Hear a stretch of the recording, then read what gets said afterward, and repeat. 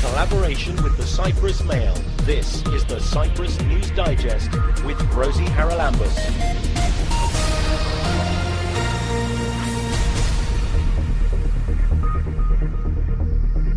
Coming up on the programme this week, the British High Commissioner outlines what British expats need to do about Brexit.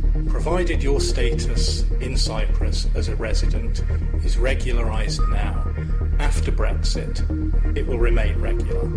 Ahead of a book launch next week, we talk to the author of The Seamstress of Ourfa.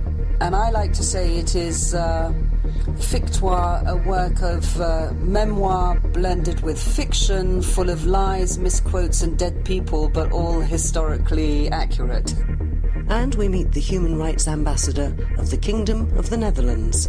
It is that you respect that other people have an other lifestyle. It doesn't mean that you have to approve of it, but what you have to do is to respect their choice. Like it or not, Brexit is obviously going to happen. Now, there are a lot of British people in Cyprus, many of them working here, some of them retired, some of them married here. Lots of different categories. But what does Brexit mean for them?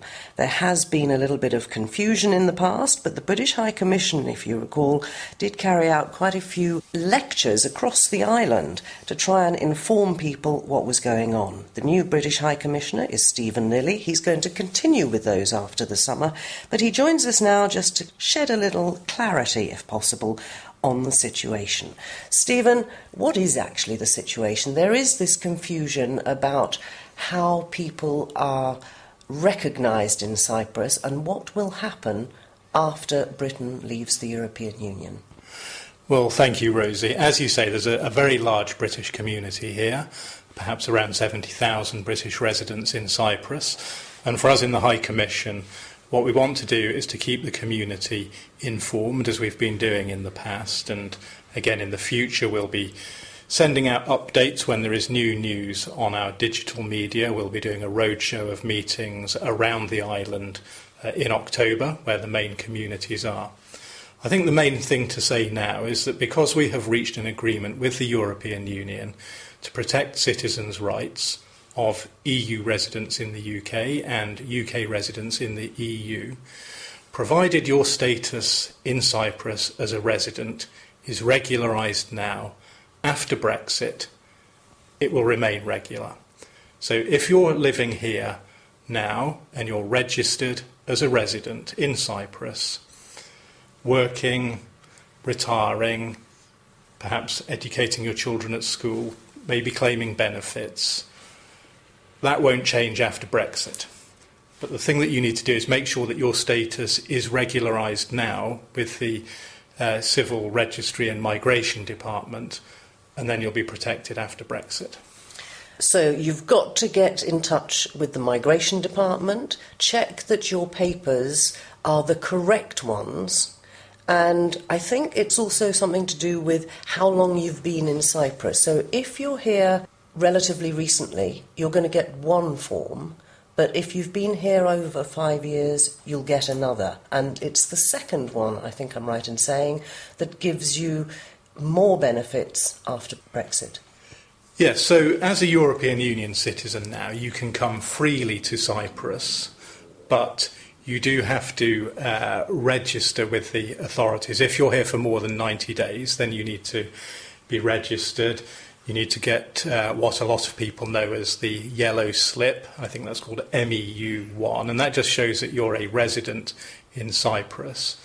And after 5 years, you can get MEU3, which is the permanent residence paper. So you've got all the information that is needed on the website of the Civil Registry and Migration Department. It's there in English, easy to access. I know many of our residents here will already have the right papers, but check those papers, and if in doubt, go on the website and just make sure that you're in the right place now. What about things like healthcare? That's another issue. We have people who are based in Cyprus, but some of them go back to the UK for medical treatment. Some of them stay here for medical treatment. Is that going to change? So the basic provision is that your rights as a EU resident in Cyprus now will remain after Brexit as a British resident, provided that your status here is regular. So whether it's accessing healthcare, but it could also be schooling for your children or other social security benefits, those won't change. So why do you think it is that so many Brits here are, in a sense, fearful about what's going to happen to them after Brexit? It sounds as if it's all being dealt with. Well, the really important thing is the agreement on citizens' rights, which is what we've been talking about and what we'll continue to provide information on. Brexit is a very big change, that's clear. It's a change that the British people have decided to make and therefore which the government is going to implement. But it's, of course, very understandable that people have worries about it. There are, of course, lots of smaller details. Well, they're not small because they have big impact on people's lives, but lots of detail that we're negotiating still on and which our residents ask us about here. I mean, things like how driving licences work. Will a UK driving licence be recognised in Cyprus after Brexit? These sort of things have still to be worked through. But I think the big message is that your rights as a British resident in Cyprus are protected after Brexit, after the implementation period, so beyond 2020. Cyprus, of course, was a British colony. There's a special relationship with the authorities, the government of Cyprus. Is that in any way going to be advantageous in bilateral negotiations on some of the smaller things? Well, there's two things I'd say on that. First of all is that, yes, our relations are very close. We have many systems which are very similar, as British residents know here, of course, that many of the laws are similar, the institutions work in similar ways.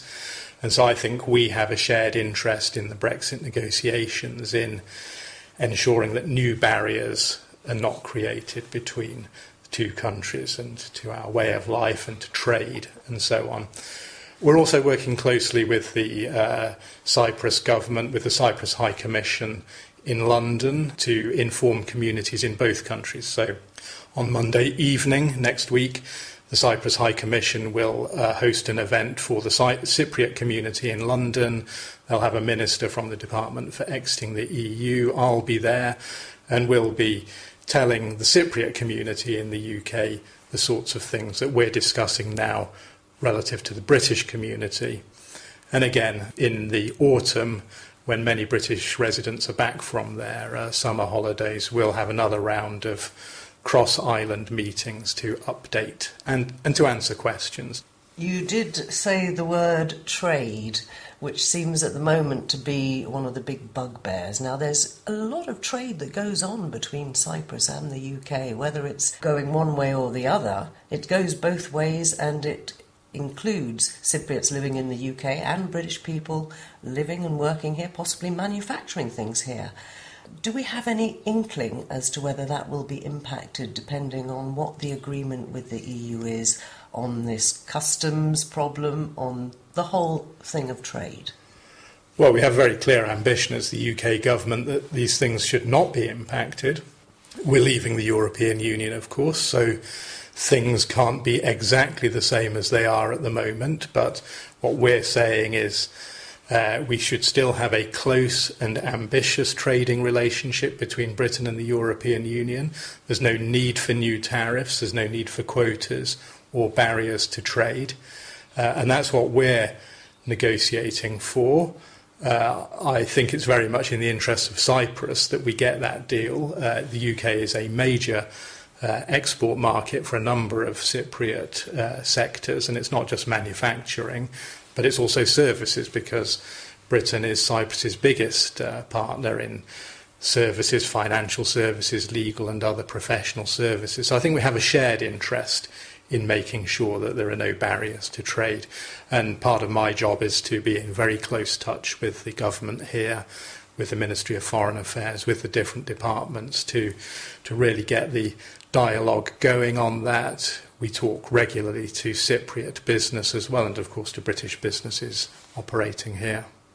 And finally, the High Commission, does it have a sort of question and answer online that people, if we haven't covered something that somebody wants to know the answer to, can access, or a helpline or anything like that, if somebody's still not sure about something that is very specific perhaps to them? Well, I think, as you know, I wrote an open letter to British residents soon after I arrived. That can be found very easily on the gov.uk website.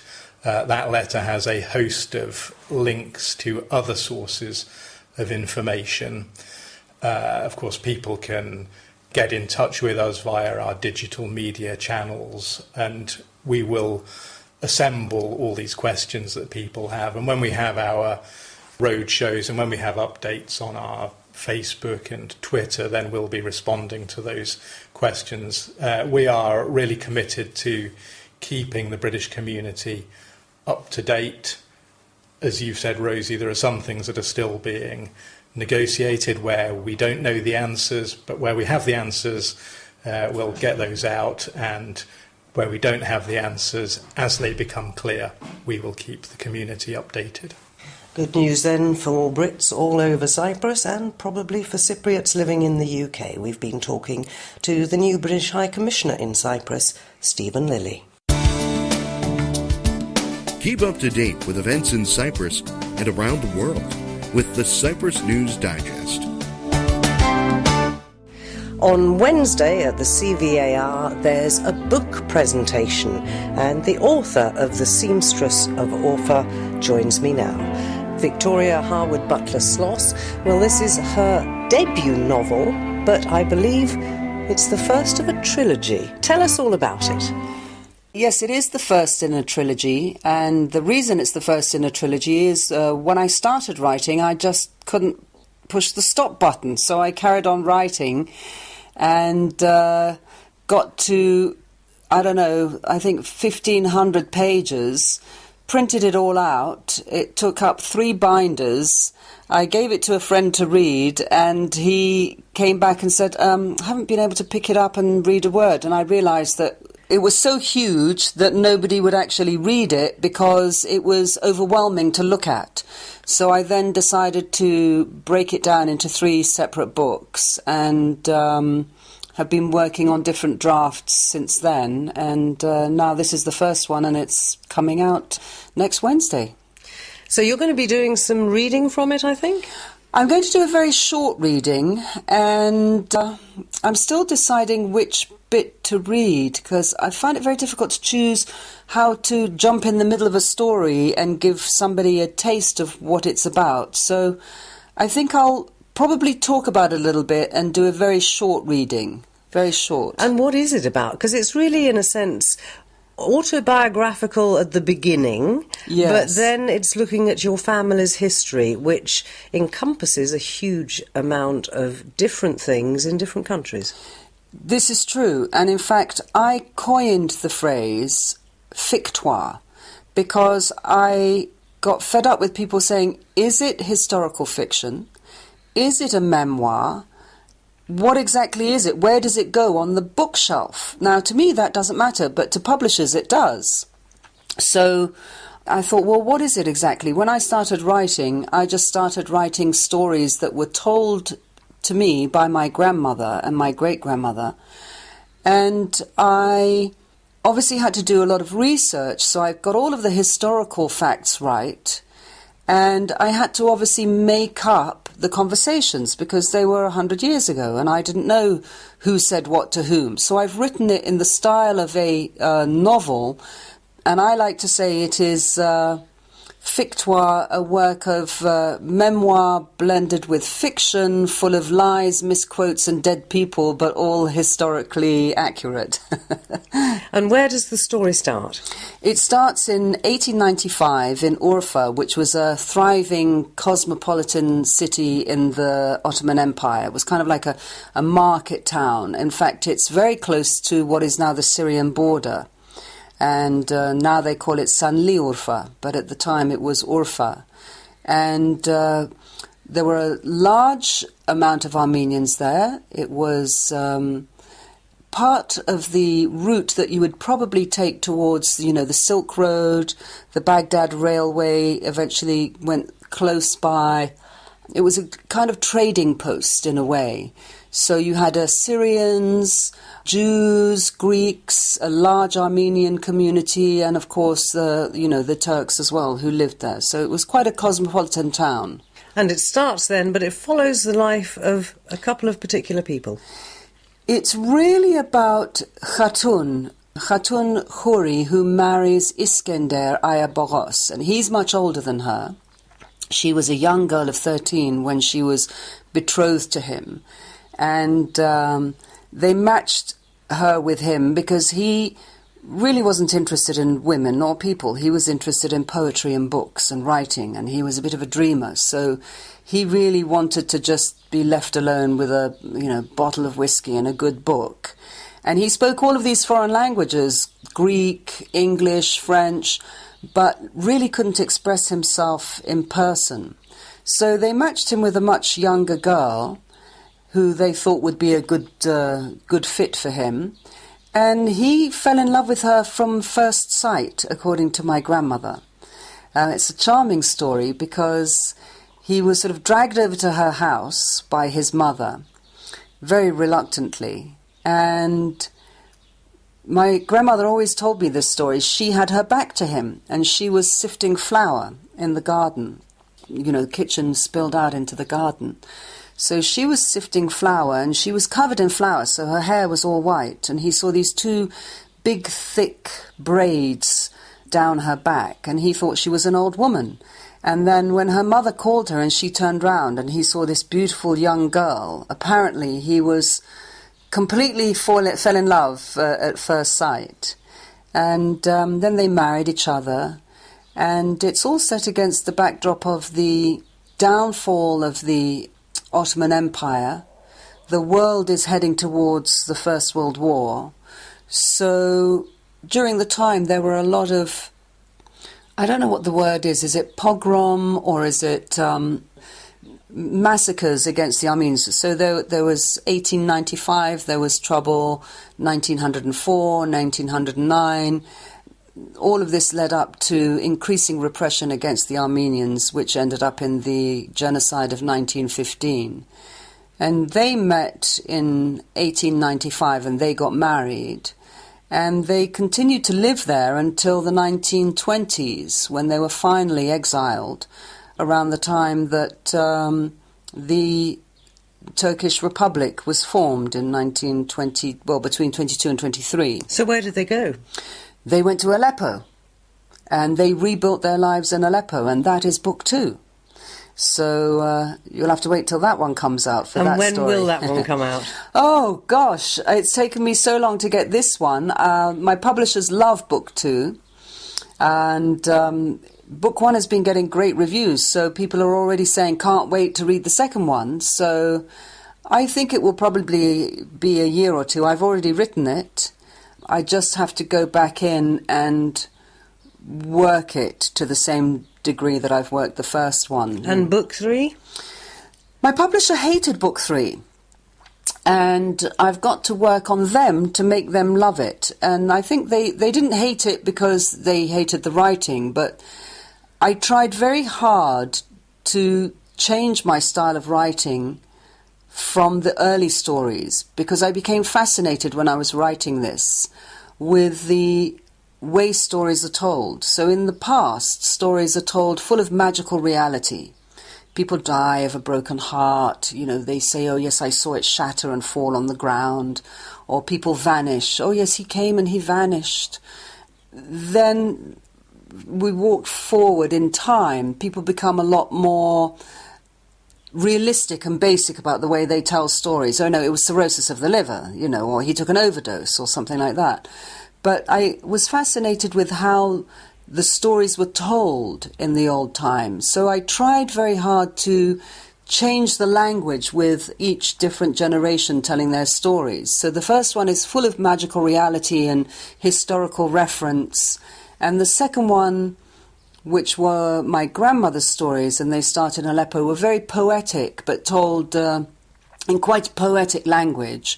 And the third book, which is told from my perspective, is very, well, I can't really quite say the language because I'd be censored. I don't want the beeps to go off, but it's very basic. And I usually start each chapter with, it is 5 o'clock, I am this age, this is where we are, and we're very present.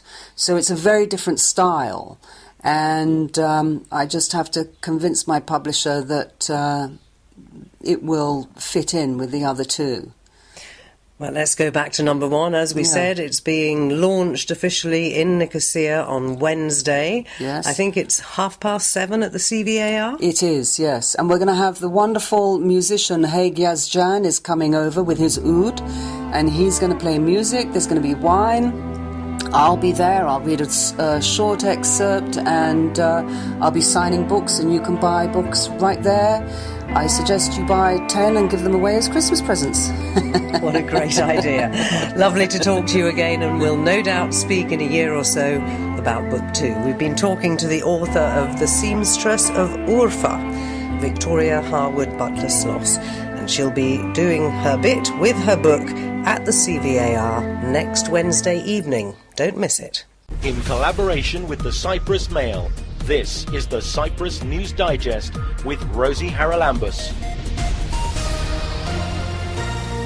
The biggest achievement of Crime Stoppers has been the ability of the public to be able to give information about crime anonymously. There's no way I could have kept prostituting without the drugs. There's no way I could have had my body used like a public toilet, because that's actually what prostitution is. And then the fourth series I started 3 days after I'd won the Oscar, so the whole of the Monarch of the Glen experience was all interplatted with the Gosford Park Oscar experience. I was working with Ronnie James Dio, and David was going to reform Whitesnake in 2003. Cyprus was chosen because Cyprus is a stable, peaceful and secure place. We have to really look closely. What are we doing with children? What are we doing with adolescents? And what are we doing with adults that can help them move into a more literate situation? The ones that I'm proudest of are the ones that were true discoveries, where we found something we didn't know existed.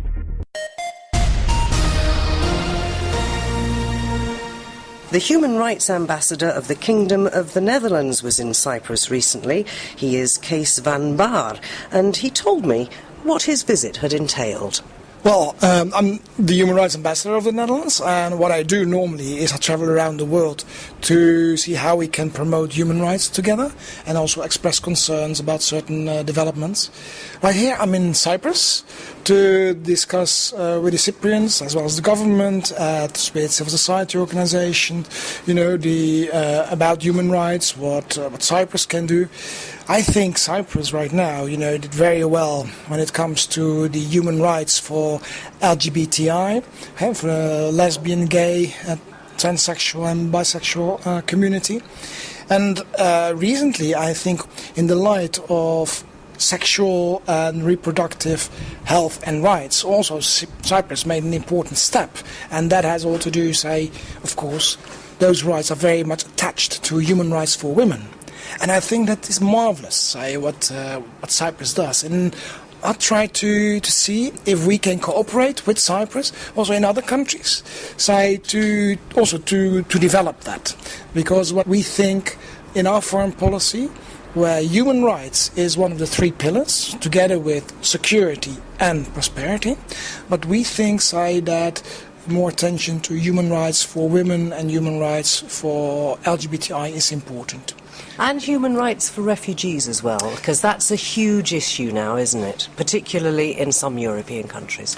It's also human rights for refugees. I mean, that as well. And freedom of religion, we do as well. And freedom of expression and protection of journalists. That is a very important one. So that people can express themselves and that journalism can do its work. Because if it is about accountability, then people have to know what's going on in society, and then journalists have to be able to report, without constraint, without intimidation, and without violence.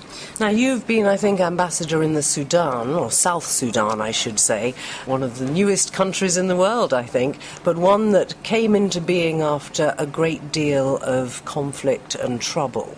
And you must have seen many countries on your travels since where human rights are not respected to the degree that you would like to see. What can you actually do about that as the Netherlands ambassador? Well, it's about awareness raising. It's about having discussions with people, also to make them see things from another perspective. Yeah, and because what I see often, it is as if people think that respecting others' rights is that you have to agree what other people do, and there's a big difference. If you talk about freedom of expression, you have to respect freedom of expression, so you can say what you want, what you think. It doesn't mean that when I respect your freedom of expression that I agree with what you are saying.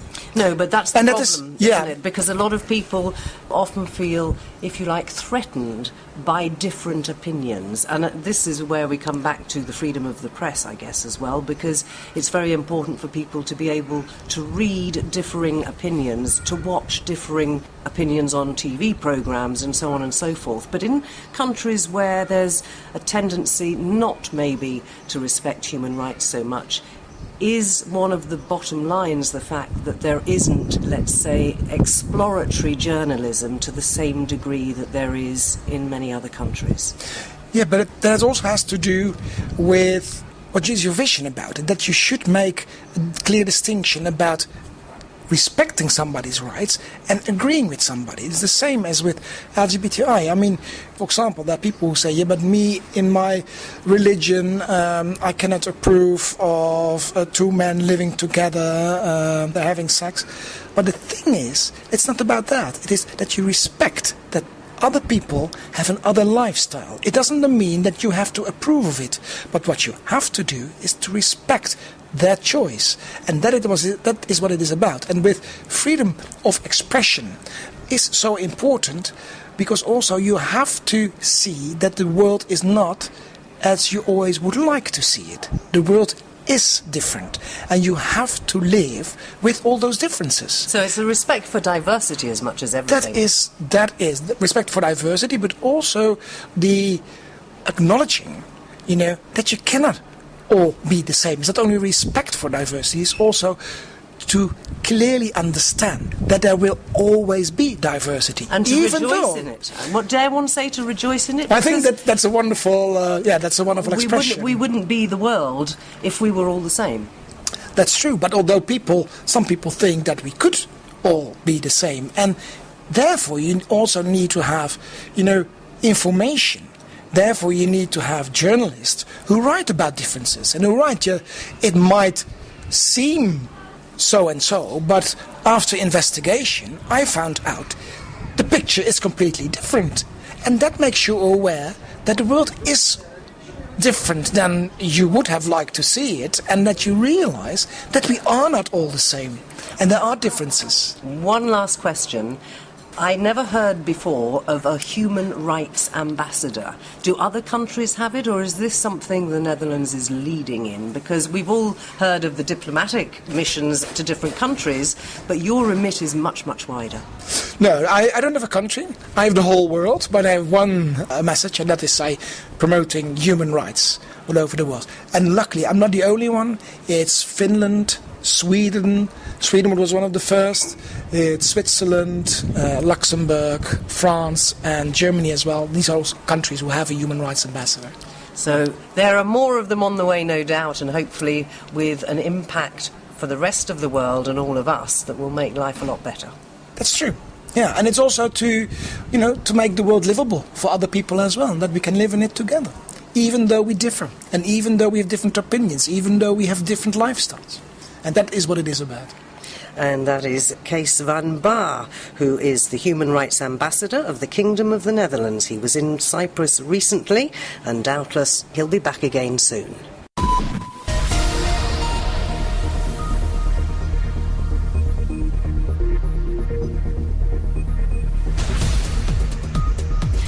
Well, that about wraps up this edition of the Cyprus News Digest. Many thanks for your company. Hope you'll join me next week. Till we meet again, take care and God bless. Bye-bye now.